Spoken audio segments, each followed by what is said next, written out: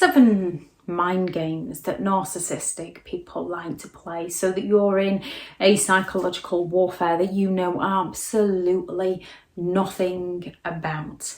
And they play these games so that they can use you against yourself to gain what they need from you. They are exploitative people who feel entitled to do as they please with a lack of empathy to care. So one of the first things that a narcissistic person could do is learn everything they can about you. Now, especially if you were raised by narcissistic parents, you will probably find that you were never listened to. So then suddenly having someone there that wants to listen to you is an incredible feeling. As humans, it's nice in general to be validated and heard, which narcissistic people know all too well because they're seeking that excessive admiration. And as they themselves are seeking that excessive admiration, in the beginning, they will give it to you. They will listen to you, not because they're interested in who you are, not because they're interested in helping you or supporting you, because they're interested in learning everything about you so that they can use you against yourself. They can influence you into believing that they are someone they're not. They can ask you exactly what you're looking for in life. And when you're talking to a genuine person, you can say, I'd like to get married. I don't want to get married. I'd like to have children. I don't want to have children. I'd like to live here. I don't want to live here. You can have that two-way communication. And on the first few dates, you can discover whether your interests are similar or not. With a narcissistic person, whatever it is that you want, they want. Whatever person you want, they will be. Whatever things you enjoy, they enjoy. Whatever things you don't like, they don't like. They will be your hero. They will do all the things for you to almost create that codependency on them. They are looking to influence you into believing that you've met the one. And then, once they've got you, they begin to devalue you. Once you're in too deep, they no longer want to do all those things they claimed that they wanted to do, because they never wanted to do them in the first place. They're your things. They just wanted to get their feet under the table. One way to disarm this is by stopping and having that two-way conversation, by allowing them to ask you something and answering them and seeing what their point of view is, and then asking them something and seeing whether it matches your values and beliefs before you've given them any idea on what yours are on that particular topic of conversation. Bring it into a two-way conversation and ask them things. See whether they give you an answer or whether they skirt around the houses, whether they ask you instead, turn it on to you. Disarm them by asking them and then listening closely to them. Don't listen at what you want to hear. Listen at what they're telling you. 2, they have that charismatic charm, that grandiosity. They need to be superior. This is why listening is a good idea, as they will exaggerate their achievements. They will downplay anything negative that's happened within their lives, and they will blame other people for things that have gone wrong within their lives, which is why listening is important, to listen to how they talk about other people and how they treat those around them. There is describing people, and then there is just simply insulting people to play the victim so that they can get away with their behaviour. Narcissistic people don't particularly like being questioned on certain things. So if they're playing the victim and you start to question them, and not in an aggressive manner, or an offensive manner, more just to gain understanding, have more knowledge about the situation that they've lived so that you can potentially help them. A narcissistic person is going to get very defensive and very aggressive, and they're going to try to shut you down. A victim can, yes, potentially do this. However, most victims are looking for that validation. And if you stop and listen to a victim, they will carry on talking. If you stop and listen to a narcissist, they will get very uncomfortable and try to shift the conversation in a different direction.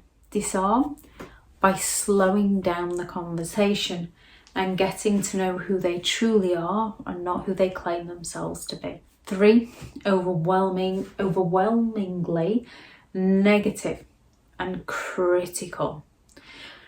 So at the beginning of a relationship, they probably won't be that negative or critical towards you. They'll be full of flattery towards you to get you to like them. However, they might be critical of the people around you. They might be highly critical of their family members. They might be extremely negative to other people's points of view. They might start controversy just to create the conflict and the drama. And then once in the relationship, they're going to create that negative environment, and they're going to put you down to feel better about themselves. Things like this, recognise that this is a person who's willing to put other people down, who they believe other people are beneath them. And when they're being negative and critical towards you, don't take it personally. Unless it's constructive criticism that will benefit you in some way, don't take it personally. If it's going to stop you doing something, it's negative criticism where they're seeking to sabotage you. 4, they feed off your insecurities. This is why at the beginning they want to know everything about you. This is why they're going to be negative and critical to work out what negatively impacts you. And they're going to use all your insecurities, all your weaknesses, whatever they are, to you. They're going to use them against you to hurt you, to pull you down. And when you've got 2 genuine people and one person has accidentally upset another person, they would normally apologise, they would recognise, and they would want to repair the damage that has been caused, and they would want to help the other person through that insecurity. With a narcissistic person, they will stand there and watch you cry with a glint in their eye, no remorse, and blame you for the pain that they have caused you by touching on one of your insecurities. They will tell you to deal with it, to get over it, to stop overreacting, to stop being so sensitive. They get pleasure out of other people's suffering. So look out for those sadistic people that enjoy other people's pain, even simply just watching a show. And when most people empathise, where most people will sympathise with a situation, they almost get a pleasure out of that character's pain. When you're dealing with this, work on yourself. Look at your own insecurities and work on them for you so that other people can't use them against you. Sometimes we have to write down who put that insecurity within us in the first place. Sometimes our insecurities on our own, what somebody else or society has placed within us.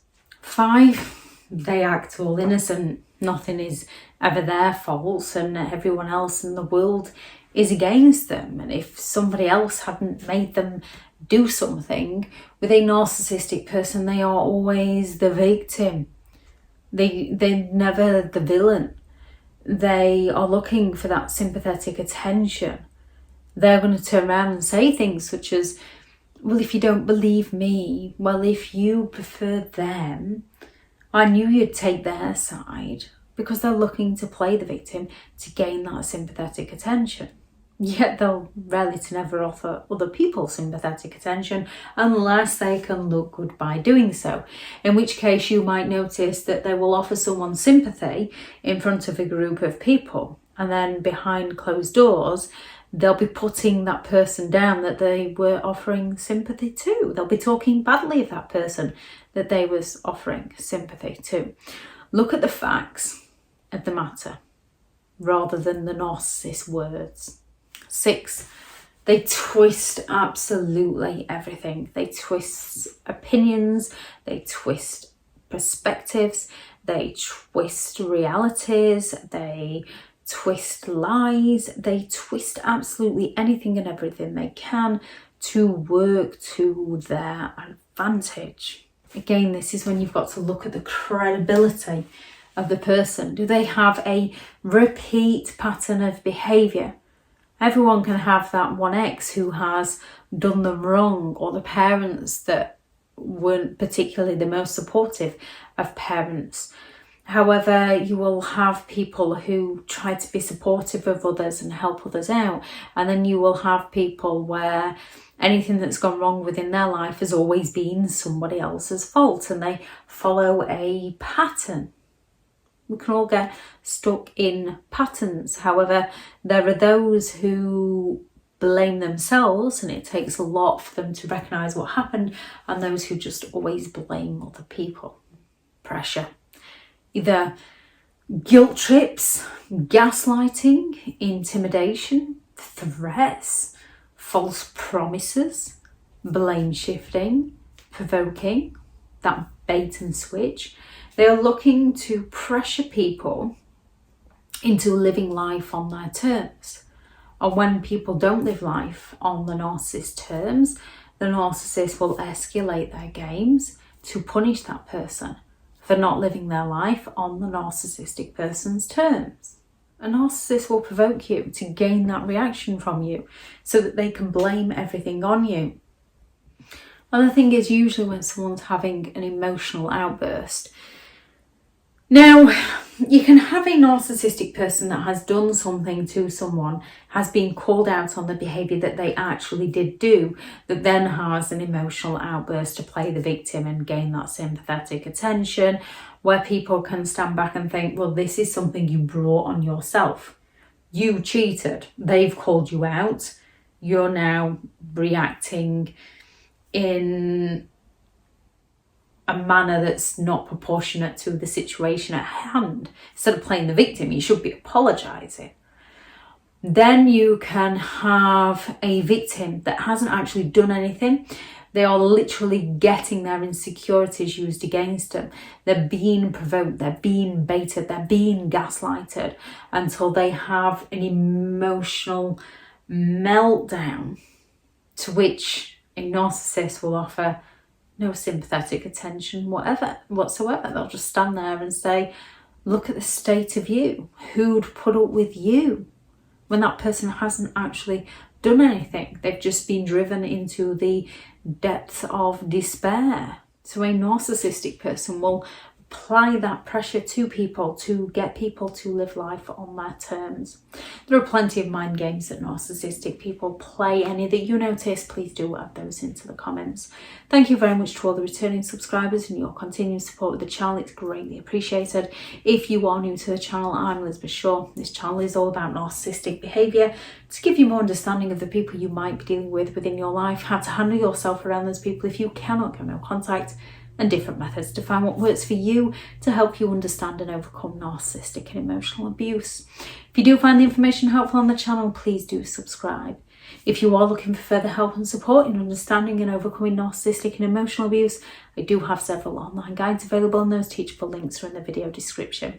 If you're looking for someone to speak to, I have partnered with BetterHelp, and their sponsored link is also in the video description. Go out there and create the day that you deserve, because you do deserve to have an amazing day. Bye.